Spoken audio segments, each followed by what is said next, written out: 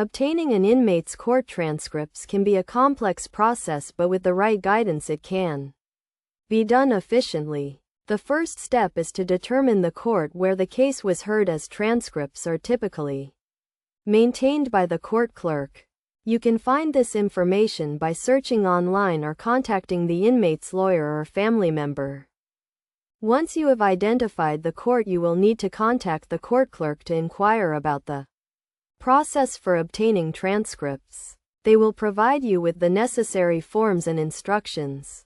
You will typically need to provide the case number and the inmate's name to initiate the request. The next step is to submit a formal request for the transcripts, which may involve filling out a form and paying a fee.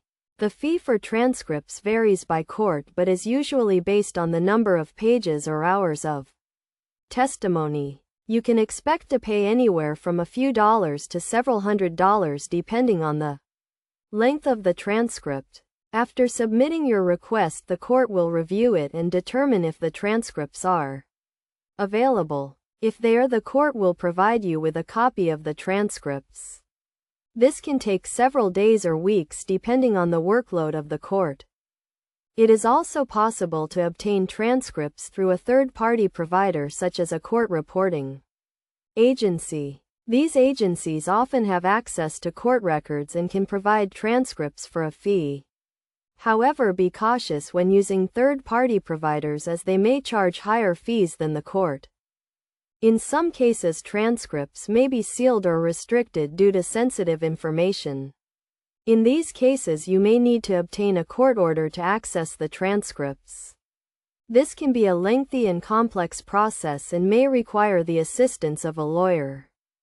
Best practices for obtaining inmates' court transcripts include being patient and persistent, as the process can take time. It is also important to follow the instructions provided by the court carefully to avoid delays or errors. Additionally, be prepared to pay the required fees and have all necessary information and documentation ready when submitting your request.